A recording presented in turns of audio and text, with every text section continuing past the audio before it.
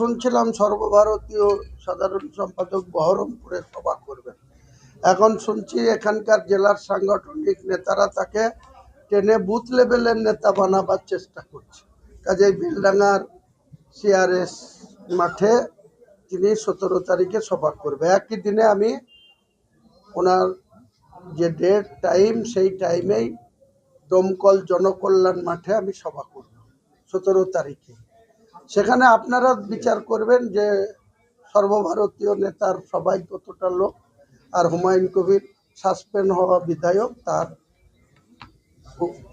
মিটিংয়ে কত লোকজন, এটা আপনারা ঠিক করবেন, আপনারা দেখে প্রচার করবেন। আর আমি এই যে বহরমপুর সাংগঠনিক জেলার নেতারা সর্বভারতীয় নেতাকে যে বেলডাঙ্গাতে টেনে আনছেন, এটার জবাবও আমি দেব। কারণ উনি 17 তারিখে করে যাবেন, তার ফুটেজ আমরাও লোক পাঠাবো, আমরাও সেখানে ক্যামেরা বন্দি করে রাখবো। ওনার কত লোক হলো, সেই মাঠে কত লোক ধরে করে রাখবো। আর আমরা তার জবাবে বেলডাঙ্গাতে একদম বেলডাঙ্গার মেন একটা পয়েন্ট থেকে হাজার হাজার লোককে জোগাড় করে ওই মাঠের পাশ দিয়ে টোটাল বেলডাঙ্গাতে একটা মিছিল করে দেবো। তাতে বুঝিয়ে দেবো যে সর্বভারতীয় নেতাকে এই জেলার নেতারা কতটা ছোট করবেন, আগামী দিনে আরও কত নিচে নামাবেন, সেটা ভাববে চিনতে যেন সর্বভারতীয় নেতা মুর্শিদাবাদে পা দেয়। এটা হুমায়ুন কবিরের যে সমস্ত কার্যকলাপ দেখছেন, এতে তো আজকে নাহলে হঠাৎ করে কোনোদিন দেখেছেন যে নির্বাচনের টাইমে এটা সবাই আসে না, মেন জেলার একটা সভাতে আসে, কোনো একটা বিধানসভায় আসে। আজকে সর্বভারতীয় নেতাকে জেলার নেতারা এটা ব্লকের নেতাতে নামিয়ে নিয়ে আসছে। এটা তো বেলডাঙ্গার লোকের গর্ব।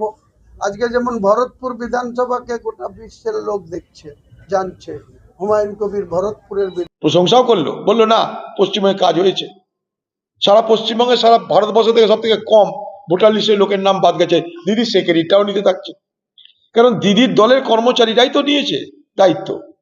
আমি একটা জিনিস কিছুতে বুঝতে পারছি না, আজকে সরকারি যে ব্যবস্থা, সেই সরকারি ব্যবস্থা থেকে সমস্ত কর্মচারীকে নির্বাচন কমিশন কিন্তু হায়ার করেছে। তারাই কিন্তু তৃণমূলের লোক, তারাই এই এসআর করছে। তার সঙ্গে তৃণমূলের নেতা মন্ত্রী শান্তির আছে, বিডিও অফিসে বসে বসে সব এসআর হচ্ছে, এনুমারেশন হচ্ছে, পার্টি অফিসে বসে এনুমারেশন হচ্ছে। কিন্তু সবাই দেখেছে এখানটায়। এই এসআর প্রক্রিয়াটাকে আরো জটিল, আরো ঝঞ্ঝাটপূর্ণ করার জন্য মমতা ব্যানার্জি নিজে এখন সক্রিয়। যদি বলেন কেন, বিএলও, এইআরও, ইআরও এরা কারা? সব সরকারি দলের কর্মচারী। আচ্ছা, বার্থ সার্টিফিকেট দেওয়ার ক্ষমতা কাদের? রাজ্য সরকারের। ডোমিসাইল সার্টিফিকেট দেওয়ার ক্ষমতা কাদের? রাজ্য সরকারের। এই যে ঝঞ্ঝাটগুলো হচ্ছে, রাজ্য যদি নিজে উদ্যোগ নেয়, এই ঝঞ্ঝাট বা এই দুরবস্থা এতদূর মানুষের হওয়া উচিত নয় বলে আমি মনে করি। নির্বাচন কমিশন যা প্রক্রিয়া করেছে, সে প্রক্রিয়া তো শুরু থেকে জটিল করে দিয়েছে। সেটা আমরা প্রথম দিন থেকে বলেছি, সময় কম, গাদা গাদা কাগজপত্র, মানুষের দুরবস্থার শেষ থাকবে না। প্রথম দিন থেকে রাহুল গান্ধী, কংগ্রেস এটা বলেছে।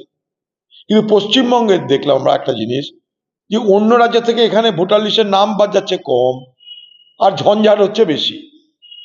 এই ঝঞ্ঝাটগুলো তৈরি করার ব্যবস্থা কিন্তু তৃণমূলের পক্ষ থেকে করা হচ্ছে।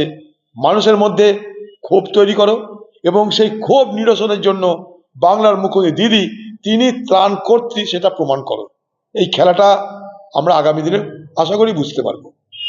আইনে কথাটা ঠিকই, কিন্তু যে প্রচারটা চলছে সেটা তো নাগরিকত্বের প্রচার।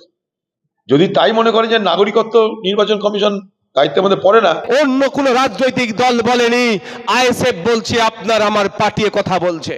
যখন মোদিজি তার ক্ষমতা দেখিয়ে ওয়াকফ সম্পত্তি সরাসরি দখল করে নেওয়ার চেষ্টা করেছিল, তখন অভিষেক ব্যানার্জি, মমতা ব্যানার্জি, যাদবপুরের এমপি এটাকে আটকানোর চেষ্টা করেনি। সংবিধানের উপরে ভরসা করে এই ভাঙড়ের বিধায়ক সুপ্রিম কোর্টে গিয়ে মাদ্রাসা, মসজিদ, ঈদগাহ, কবরস্থানকে বাঁচাতে হবে, ওয়াকফ সম্পত্তি বাঁচাতে হবে, ছুটে গিয়ে মামলা করেছে। এখনো পর্যন্ত আপনার এলাকার মাদ্রাসা, মসজিদ, ঈদগাহ, কবরস্থান যে সুরক্ষিত আছে তথা ওয়াকফ সম্পত্তি যে সুরক্ষিত আছে, এটা আপনারা জোর গলায় বলতে পারেন রাজ্যের মুখ্যমন্ত্রী মমতা ব্যানার্জির জন্য নয়, ভাঙড়ের বিধায়ক নওশাদ সিদ্দিকীর জন্য। হ্যাঁ, আমি জোর গলায় বলছি।